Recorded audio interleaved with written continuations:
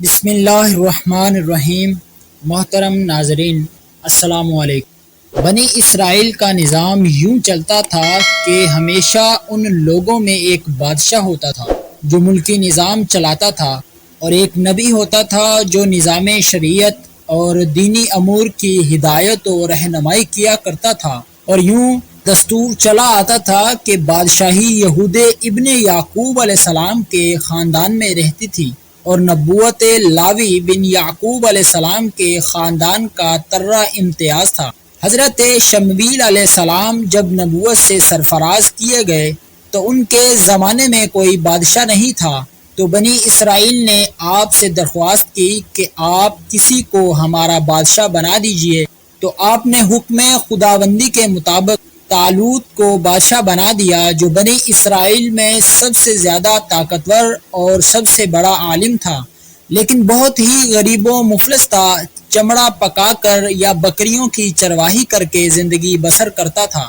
اس پر بنی اسرائیل کو اعتراض ہوا کہ طالوت شاہی خاندان سے نہیں ہے، لہٰذا یہ کیوں اور کیسے ہمارا بادشاہ ہو سکتا ہے؟ اس سے زیادہ تو بادشاہت کے حقدار ہم لوگ ہیں، کیونکہ ہم لوگ شاہی خاندان سے ہیں۔ پھر طالوت کے پاس کچھ زیادہ مال بھی نہیں ہے، ایک غریب و مفلس انسان بھلا تخت شاہی کے لائق کیسے ہو سکتا ہے؟ بنی اسرائیل کے ان اعتراض کا جواب دیتے ہوئے حضرت شمویل علیہ السلام نے یہ تقریر فرمائی۔ ترجمہ: فرمایا، اسے اللہ نے تم پر چن لیا اور اسے علم اور جسم میں کشادگی زیادہ دی، اور اللہ اپنا ملک جسے چاہے دے، اور اللہ وسعت والا علم والا ہے۔ اور ان سے ان کے نبی نے فرمایا، اس کی بادشاہی کی نشانی یہ ہے کہ آئے تمہارے پاس تابوت جس میں تمہارے رب کی طرف سے دلوں کا چین ہے۔ چنانچہ تھوڑی ہی دیر کے بعد 4 فرشتے صندوق لے کر آ گئے اور صندوق کو حضرت شمویل علیہ السلام کے پاس رکھ دیا۔ یہ دیکھ کر تمام بنی اسرائیل نے طالوت کی بادشاہی کو تسلیم کر لیا، اور آپ نے بادشاہ بن کر نہ صرف انتظام ملکی سنبھالا بلکہ بنی اسرائیل کی فوج بھرتی کر کے قوم عمالقہ کے کفار سے جہاد بھی فرمایا۔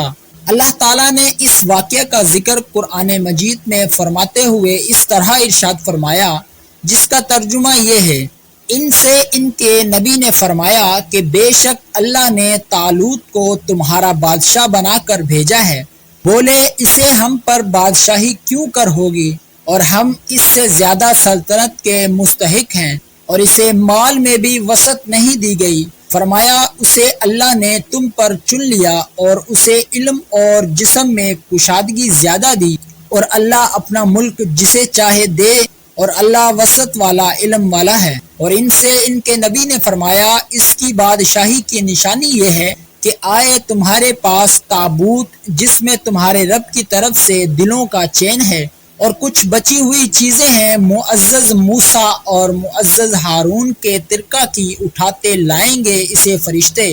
بے شک اس میں بڑی نشانی ہے تمہارے لیے اگر تم ایمان رکھتے ہو۔ اس واقعے سے جہاں بہت سے مسائل پر روشنی پڑتی ہے، ایک بہت ہی واضح درس یہ ملتا ہے کہ اللہ تعالیٰ کے فضل اور اس کی نوازش کی کوئی حد نہیں ہے۔ وہ چاہے تو چھوٹے سے چھوٹے آدمی کو منٹوں بلکہ سیکنڈوں میں بڑے سے بڑا آدمی بنا دے۔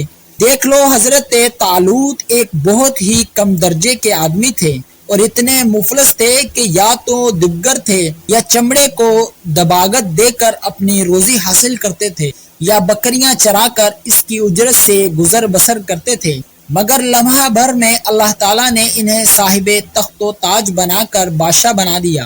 اس واقعہ سے اور قرآن مجید کی عبادت سے معلوم ہوا کہ جسمانی توانائی اور علم کی وسعت بادشاہی کے لیے مالداری سے زیادہ ضروری ہے، کیونکہ بغیر جسمانی طاقت اور علم کے نظام ملکی کو چلانا اور سلطنت کا انتظام کرنا تقریباً محال اور ناممکن ہے۔ اس سے معلوم ہوا کہ علم کا درجہ مال سے بہت بلند تر ہے۔